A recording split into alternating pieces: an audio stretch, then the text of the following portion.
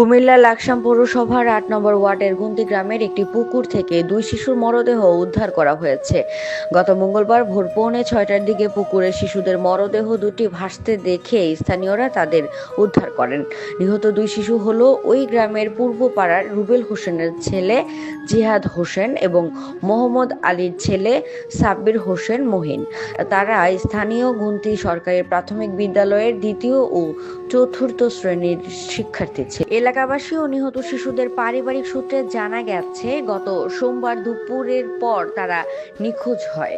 পরিবারের লোকজন মনে করছিলেন ওই ২ শিশু খেলাধুলা করতে বাড়ি থেকে বের হয়েছে, কিন্তু বিকেল গড়িয়ে সন্ধ্যার পরও বাড়ি ফিরে না আসার স্বজনরা খোঁজাখুঁজি শুরু করেন। আত্মীয় স্বজন, বাড়ি ও আশেপাশের এলাকার বিভিন্ন স্থানে অনেক খোঁজাখুঁজির পরও তাদের কোনো সন্ধান মেলেনি। অবশেষে আজ মঙ্গলবার ভোরে স্থানীয় এক ব্যক্তি হঠাৎ বাড়ির পাশেই একটি পুকুরে একজনের মরদেহ ভাসতে দেখেন। পরে শিশুদের স্বজন ও এলাকার লোকজন ওই পুকুর থেকে ২ শিশুর ভাসমান মরদেহ উদ্ধার করেন। আমার বাতিজার না আমার ছেলেটা অনেক পানির যে ডুবে পাইছে আমার ছেলেটা মারা গেছে এই পর্যন্ত, আর মনে হয় পানিতে মারা গেছে। এখন মনে হয় না আর কি কমু, এটা আমার ভাগ্যে নাই, এইটাই গেছে গা। ওই বাগানও চাইছি, ব্যাগ কিছু চাইছি, কোনো আনো দেয়নি। এবারে সকালে এবারে ওই বেড় কাঁচা দি জিহাদরে পাওয়া গেছে। এরারে ওই হিগের বাপে আইছে, হে ছেলের বাপে আইছে। হাই এবারে কয় না ইগে জন ইয়ানো আছে, ইগেও ইয়ানো আছে। এ কথা কয় আরো কত দূরে ৩-৪ জন নামি এবারে হিগেরে হাইছে হানির তলে।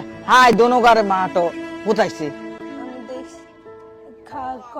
ভাত খামু, ভাত দাও, আমি ভাত খামু, আবার খাইয়ে মোবাইল টিপতে আসে, মোবাইল টিপে আবার আমি ওই এদিকে গেছি, যাই সাদে হাতে হিয়েন ডাক দিছি, তুমি মাটি মেলাও কেন, মাটি দি খেলা করো কেন, আসো চলি আসো, গোসল করামু, আসো। এবারে আমি চলি এসি, আমি পরে যাবো গোসল করবো। লাকসাম থানার কর্তব্যরত কর্মকর্তা সহকারী উপপরিদর্শক চুমকি বড়ুয়া পুকুর থেকে ২ শিশুর ভাসমান মরদেহ উদ্ধারের সত্যতা নিশ্চিত করে বলেন, সংবাদ পাওয়ার পর ঘটনাস্থলে পুলিশ পাঠানো হয়। এই ঘটনায় থানায় একটি অপমৃত্যু মামলা রুজু করা হয়েছে। আর মনে হয় পানিতে মারা গেছে। এখন মনে হয় না আর কি কমু, এটা আমার ভাগ্যে নাই, এইটাই গেছে গা।